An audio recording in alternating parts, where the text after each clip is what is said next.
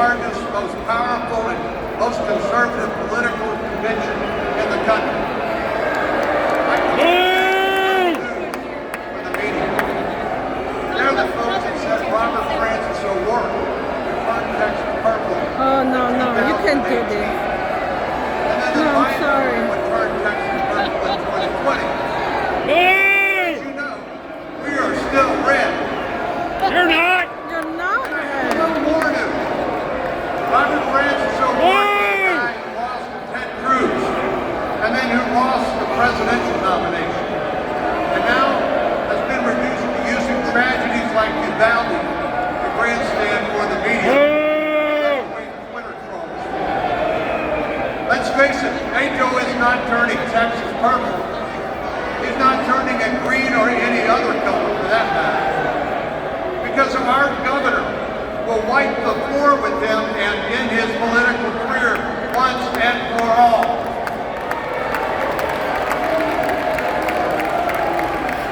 Aren't you glad we're on the side of conservative Republicans like Ted Cruz, Dan Patrick, rather than those who want to limit freedom, censor speech, and take our guns? Speaking of our Second Amendment,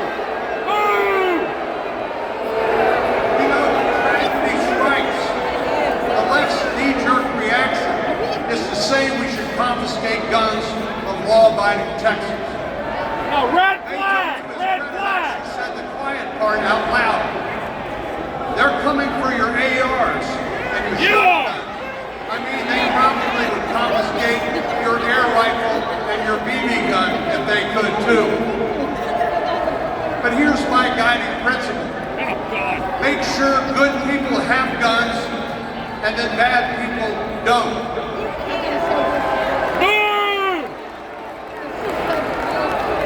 I'm passionate, as you are, about something called the United States Constitution. I have sworn an oath many times as a judge, as Attorney General, and now as a United States Senator. And every time I swore that I would protect it, and I meant it. That's why I take seriously our constitutional right to keep and bear arms.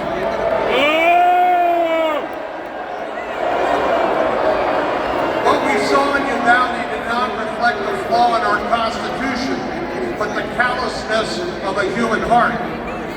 It was pure evil, and we could all see it. I wish there was a way to legislate that we must all love one another. But as long as evil exists, so must the Second Amendment.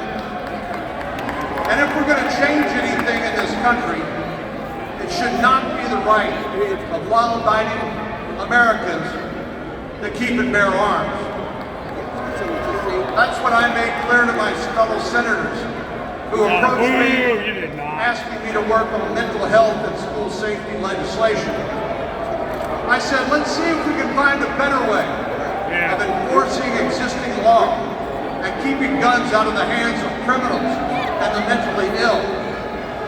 But I will not, under any circumstance, support new restrictions for law-abiding gun owners. That will always be my red line. And despite what some of you may have heard, the framework that we are working on is consistent with that red line. You're a Democrat! As Fox News recently pointed out, we fought and kept President Biden's gun-grabbing wish list off the table. Democrats pushed for an assault weapons ban. I said no. They tried to get a new 3-week mandatory wait period for all gun purchases. I said no. Universal background check, magazine bans, licensing requirements, the list goes on and on and on. And I said no, no, 1,000 times no. So you might ask, what is on the table? More mental health resources, more support for our schools, and making sure that violent criminals and the mentally ill cannot buy a firearm. That primarily means enforcing current law. That's what I've heard from many of you here today and this week, and that's what we're working on, nothing more and nothing less.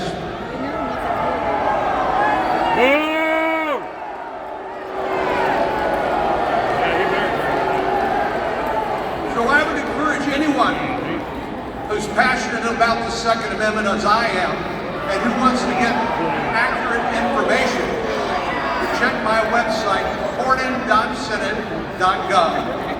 And you can then actually read what my positions are, rather than rumor and the Twitterverse. My heart breaks for Uvalde, for families whose little ones will never return home, for teachers killed trying to protect their children, their students. No parent should ever have to fear for the safety of their child at school. And no child should be afraid to go to school. And if there is any lesson we can learn from the recent shootings, it's that America must have a reckoning with our broken mental health system. We have to take these conversations out of the shadows and into the light. We have to look out for one another and help those who, without treatment, may become a threat to themselves and others. Our efforts actually will complement the good work being done by the Texas legislature. Now, President Biden isn't happy that our list does not include his sprawling wish list, which tells me we must be doing something right. And when it comes to the left's efforts to censor speech, consider one test case. Elon Musk says that President Trump should be allowed back on Twitter, and the left loses their ever-loving mind. Yet they allow the Ayatollah of Iran and the Russian intelligence agents on Twitter, but not the former president? That's simply outrageous.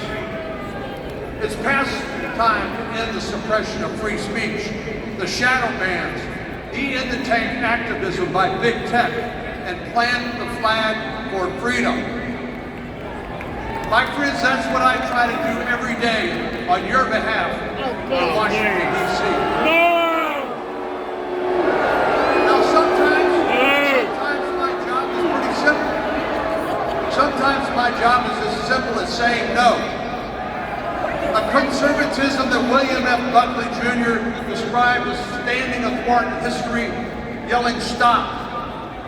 And for the record, when it comes to ideas like the Green New Deal, someone needs to yell stop.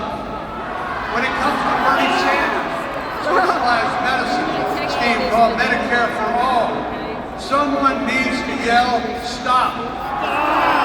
And when it comes to canceling college loans on the back of taxpayers and the well-to-do and walking away from your contractual obligations, someone needs to yell stop.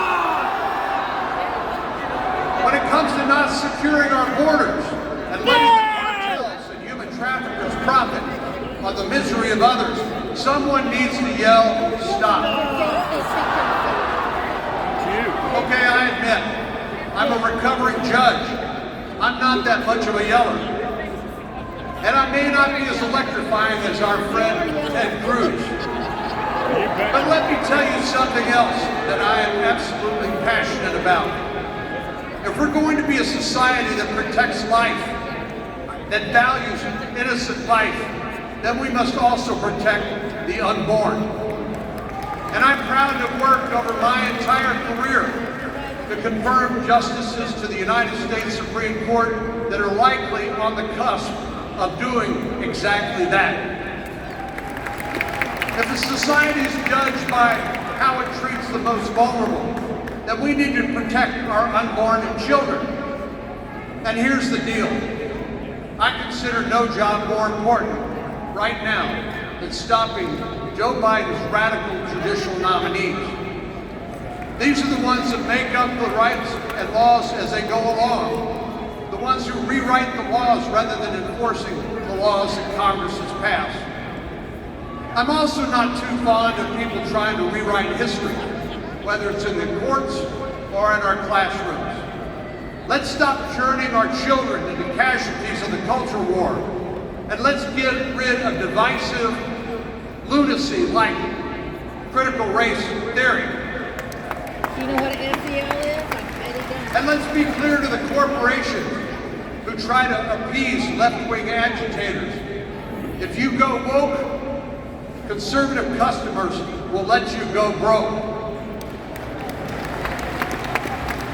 We see what happens when the woke mobs take over our cities. It's not just the protest violence, which is bad enough, it's the protest policies.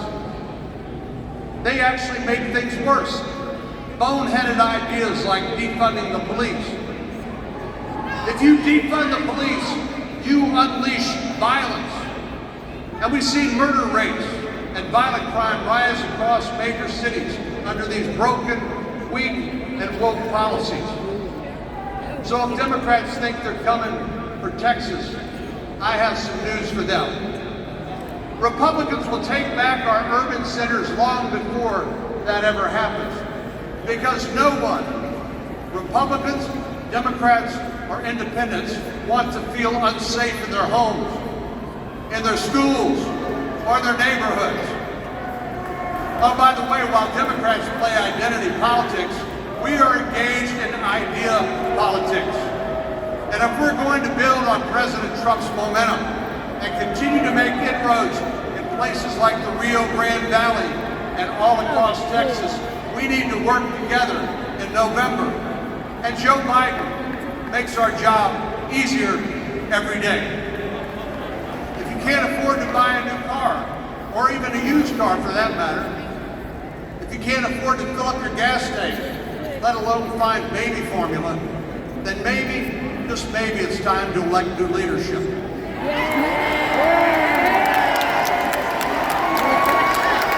2022, Chuck Schumer and Nancy Pelosi are getting a pink slip. America is voting Republican. And in 2024, we're voting out Biden and Harris, too. America is ready to turn the page on inflation, on the war on American energy, and on the weakness and the wokeness. And Texas Republicans, as always, are ready to lead the way. So join me in making history and saying no to the Green New Deal, to the woke mobs rewriting our history, to inflation, to appeasement of tyrants and dictators. So let's take our country back, starting with Congress in November. Thank you, God bless you, and God continue to bless our great state of Texas.